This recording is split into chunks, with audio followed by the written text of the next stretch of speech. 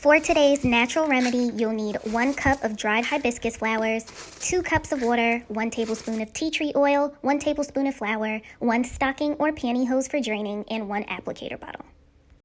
What's popping, LillyPops? Thank you for making it over to my channel. Today we're making a hibiscus clarifying shampoo.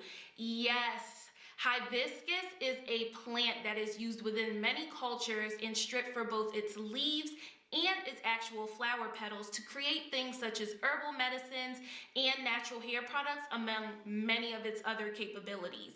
I'm Dominican. My family is from the island of Dominica.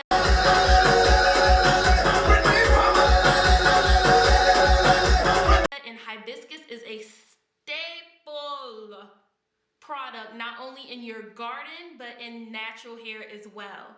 So hibiscus overall helps to maintain the pH balance of your scalp, making sure that everything's in order and it's not sending your hair out of whack. It activates those hair follicles. So yes, that means growth. That's what we're here to do. And lastly, it's astringent, meaning that it's a cleanser, making it perfect for shampoo. And then as we go throughout the video, I want you to challenge yourself to remove the myths that you have about clarifying shampoos. I know that traditional ones have a tendency to lather up, making you really feel like it's stripping everything from your hair and getting your hair squeaky clean.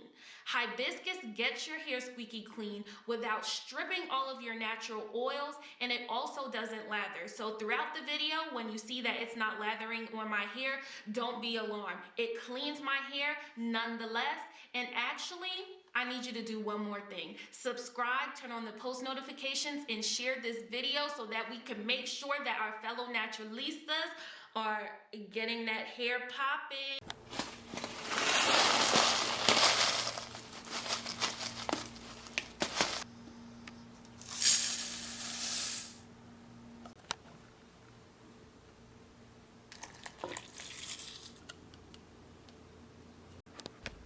After you've added your 2 cups of water, you want to put this to boil, making sure to keep a close eye on it and keep it on low. After you've boiled the dried flowers, you want to drain the extract that it's produced into your container. So in order to do that, we're using a stocking to keep it as inexpensive as possible. And additionally, go in and add in tea tree oil because tea tree aids in opening up the hair cuticle and will greatly assist in clarifying when we go into shampoo. This step may seem weird, but adding flour to a natural homemade remedy can greatly assist in thickening up the consistency of that concoction. If you don't want this being extremely drainy, dripping all over your face while you're applying it, go ahead and add more flour. I only use 1 tablespoon because I didn't want it too thick, but I paid for that in the end.